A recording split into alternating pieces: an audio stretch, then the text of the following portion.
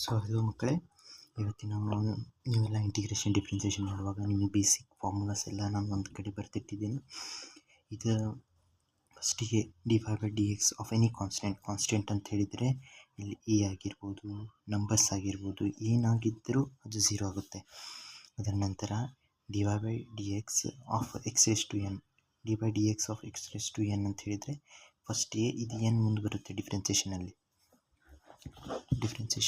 n ಮುಂದೆ ಬರುತ್ತೆ. ಅದ ನಂತರ n-1 ಆಗುತ್ತೆ. ಇದು ತುಂಬ ಬೇಸಿಕ್ ಫಾರ್ಮುಲಾ, ಇದು ಬರಲೇಬೇಕು. ಇದ ನಂತರ ಸೈನಿಂದ dy/dx of sine equals to cos, dy/dx of cos equals to minus sine, dy/dx of tan equals to secant square x, dy/dx of cosecant x equals to cosecant into cot. ಇಲ್ಲಿ minus sign ಬರುತ್ತೆ, ಈ minus sine ಬರುತ್ತೆ, ಈ minus ಬರುತ್ತೆ. ನೋಡಿ ಡಿಫ್ರೆನ್ಸಿಯೇಷನಲ್ಲಿ ಇಲ್ಲಿ ಫಸ್ಟಿಗೆ ಏನಾದರೂ ಸಿ ಬಂತಂದರೆ ಇಲ್ಲಿ ಮೈನಸ್ ಸೈನ್ ಬಂದೇ ಬರುತ್ತೆ. ಓಕೆ, ಇದೆಲ್ಲ ಉಳಿದಿರೋದೆಲ್ಲ ಪಾಸಿಟಿವ್ ಆಗಿರುತ್ತೆ. ಅದರ ನಂತರ dy/dx of cot x, dy/dx of cot x equals to minus of cosecant square x. Tan ಮತ್ತು ಕಾಟ್ನಲ್ಲಿ ಮಾತ್ರ ಸ್ಕ್ವೇರ್ ಬರುತ್ತೆ.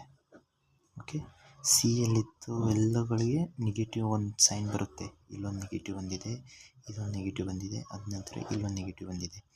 ನಂತರ ಕಾಟ್ ಮತ್ತು ಟ್ಯಾನಿಗೆ ಇದಕ್ಕೆ ಡಿಫ್ರೆನ್ಸಿಯೇಷನ್ ಆದಮೇಲೆ ಏನೇ ಫಂಕ್ಷನಿಂದ ಸ್ಕ್ವೇರ್ ಬರುತ್ತೆ. ಕಾಟ್ ಇತ್ತಂದರೆ ಕೋಸೆಕೆಂಟ್ ಸ್ಕ್ವೇರ್, ಟ್ಯಾನ್ ಇತ್ತಂದರೆ ಸೀಕೆಂಟ್ ಸ್ಕ್ವೇರ್. ಅದ ನಂತರ ಸೀಕೆಂಟಲ್ಲಿ dy/dx of tan secant x equals to secant x into tan x. ಇವಾಗ ಇದು ಮಲ್ಟಿಪ್ಲಿಕೇಶನ್ ರೂಲ್, ಡಿವಿಷನ್ ರೂಲ್ ಅಂತಿದೆ, ಅದನ್ನು ನಾವು ತಿಳ್ಕೊಳ್ಳೋಣ. dy/dx of u into v, ಇಲ್ಲಿ u v ರೂಲ್ ಅಂತ ಹೇಳ್ತಾರೆ, ಮಲ್ಟಿಪ್ಲಿಕೇಶನ್ ರೂಲ್ ಅಂತ ಹೇಳಿ. ಡಿಫ್ರೆನ್ಸಿಯೇಷನ್ದು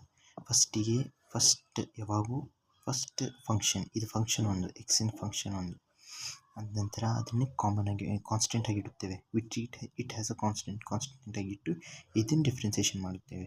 ಅದ ನಂತರ ಇದನ್ನು ರಿವರ್ಸ್ ಮಾಡಿಬಿಡೋದು. ರಿವರ್ಸ್ ಅಂದರೆ ಇದನ್ನು ಕಾನ್ಸ್ಟೆಂಟ್ ಇಡೋದು. ಫಸ್ಟ್ ಏನು ಡಿಫ್ರೆನ್ಸಿಯೇಷನ್ ಮಾಡಿರ್ತೀವಲ್ಲ, ಈ ಸೆಕೆಂಡ್ ಫಂಕ್ಷನ್ ಫಸ್ಟ್ ಫಂಕ್ಷನ್, ಇದನ್ನು ಕಾನ್ಸ್ಟೆಂಟ್ ಆಗಿಟ್ಟು ಇದನ್ನು ಡಿಫ್ರೆನ್ಸಿಯೇಷನ್ ಮಾಡ್ತೀವಿ. ಅದರ ನಂತರ ಇದನ್ನು ಕಾನ್ಸ್ಟೆಂಟ್ ಆಗಿಟ್ಟು ಇದನ್ನು ಡಿಫ್ರೆನ್ಸಿಯೇಷನ್ ಮಾಡುತ್ತೇವೆ. ಓಕೆ, ಇದೆಲ್ಲ ಡಿಫ್ರೆನ್ಸಿಯೇಷನ್ ಆದ ನಂತರ u/v ರೂಲ್ ಅಂತ ಬರುತ್ತೆ.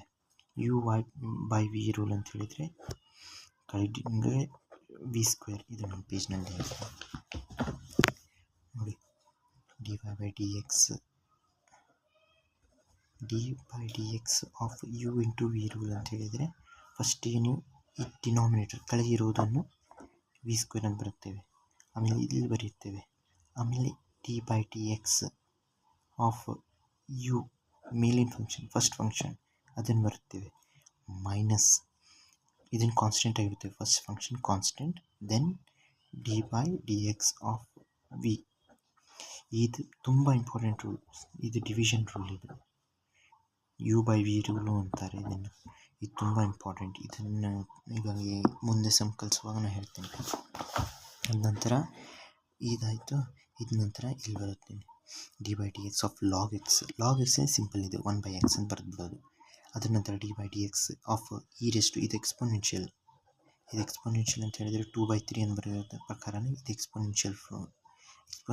ಇದರೊಳಗೆ ಇಲ್ಲಿ ಲಾಗ್ ಐತಲ್ಲ, ನ್ಯಾಚುರಲ್ ಲಾಗ್ ಅಂತ ಹೊಂಟಿದೆ ನಮಗೆ. ಓಕೆ, ಇದು dy/dx e⁻x equals to e⁻x equals. ಇದು ಒಂದೇ ಫಂಕ್ಷನ್ನಲ್ಲಿ ಸೇಮ್ ಟು ಸೇಮ್ ಡಿಫ್ರೆನ್ಸಿಯೇಷನ್ ಹೇಗಿದೆ ಹಾಗೆ ಫಂಕ್ಷನ್ ಇರುತ್ತೆ. ಇದರಲ್ಲಿ 1/x. ಇದೆಲ್ಲ ಬೇಸಿಕ್ ಫಾರ್ಮುಲಾಸ್ ತುಂಬ ಚೆನ್ನಾಗಿ ನೆನ್ಪಿಡಬೇಕು. Thank you for watching.